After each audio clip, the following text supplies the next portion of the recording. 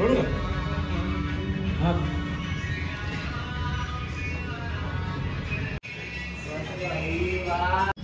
शोल्डरला पण.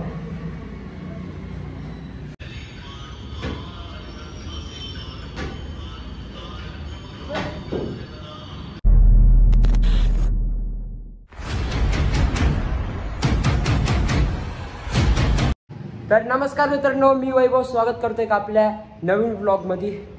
तर मित्रांनो, आता तुम्ही विचार करता असाल आज हा व्लॉग कुठून दिसतोय.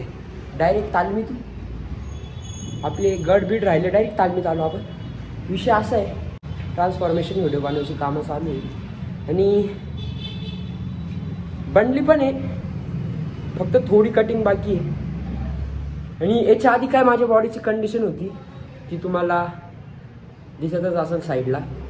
आधी तुम्ही ती बघा, मग मी तुमच्यासोबत पुढचं बोलतो.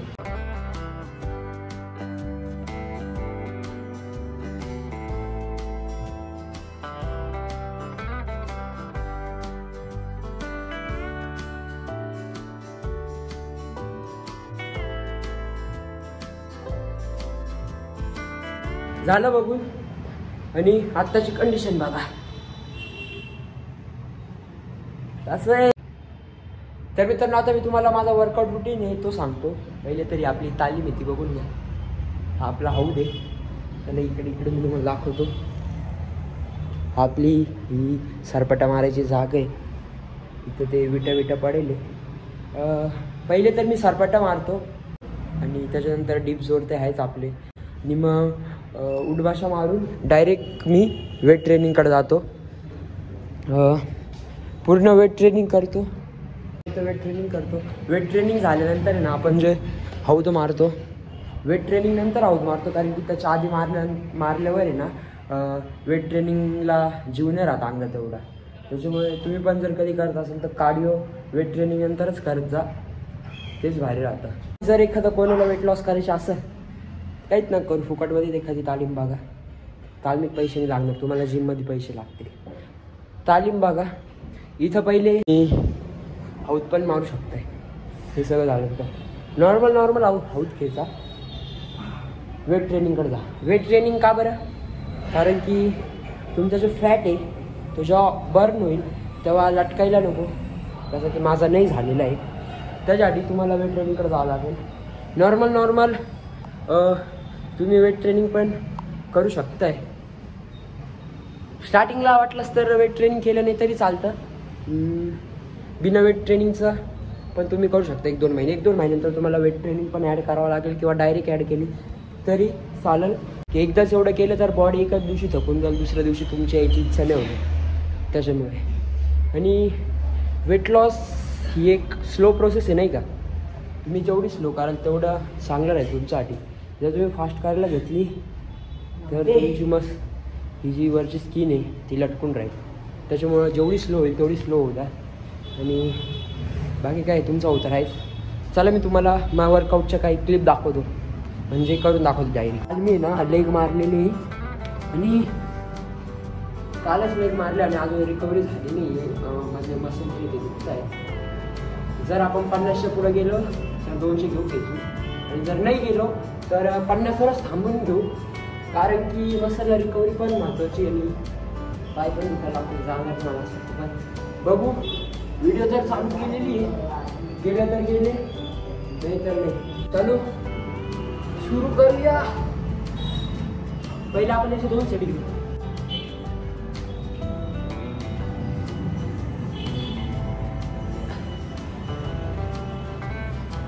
आणि सरपटा माझं तुम्हाला सांगतो, सरपटा पण मारता किती करता, काही फक्त असं मारता.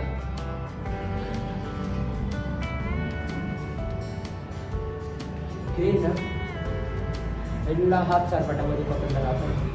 जेव्हा तुम्ही असं मारा प्रॉपर फुल असं असं असं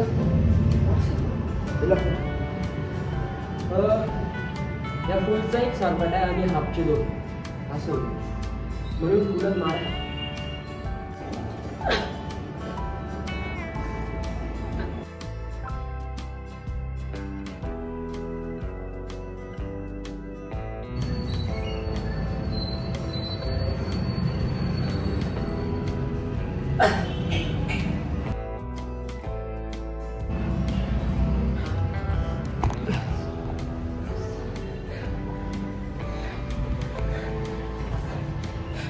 150 मारल्यावर बॉडीला पंप काय मजबूत भेटलाय.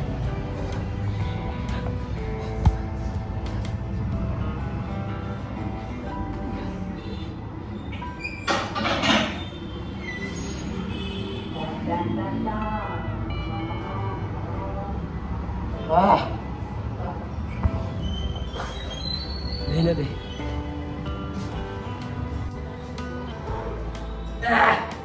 पंप बघा काय ताकद आहे. चेस्टला पण आणि ट्रायसेपला पण आणि शोल्डरला पण ताकद आहे.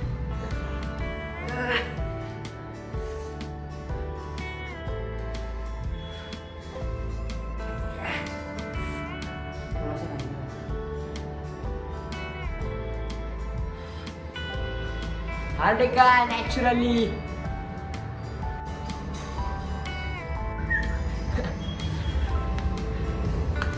बोल शंकर भगवान की जय.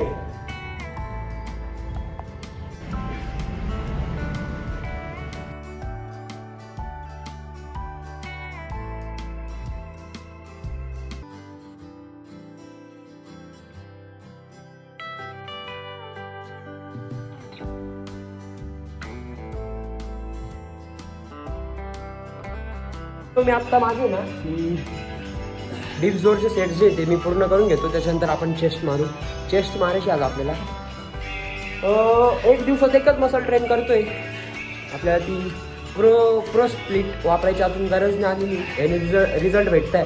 जेव्हा याने रिझल्ट भेटणं बंद होईल तेव्हा आपण ती स्प्लिट पण त्याच्यानंतर डायरेक्ट आपण चेस्टवर येऊ. मग डायरेक्ट चेस्ट मारू.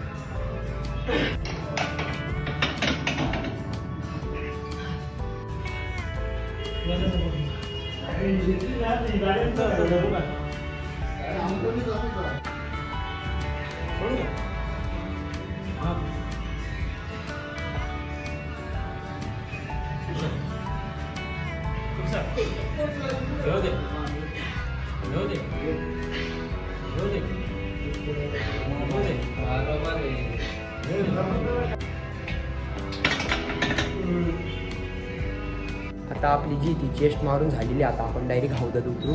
हौद मारून डायरेक्ट घरी जाऊ. हौदात उतरू आपण. इकडे कॅमेरा शिपू भाई बॉडी बिडी उद्या निश्चित ना ब्लॉग मध्ये कॅमेरा राहतो.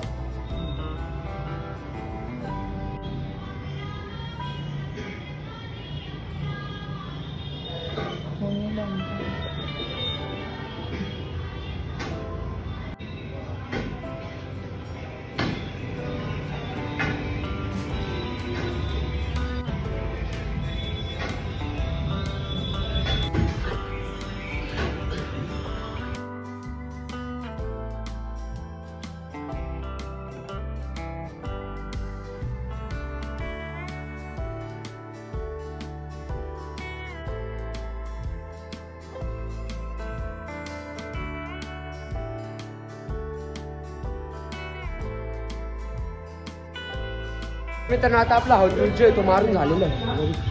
पूर्ण एक साईडची मातीची पूर्ण एक साईड खेचलेली आपण.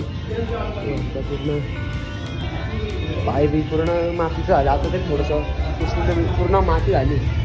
तर चला मित्रांनो हा छोटासा ब्लॉग मी इथपर्यंतच ठेवतो. जर तुम्हाला आवडला असेल तर व्हिडिओला लाईक करा, चॅनलला सबस्क्राईब करा. लवकरच भेटू आपण दुसऱ्या ब्लॉगमध्ये.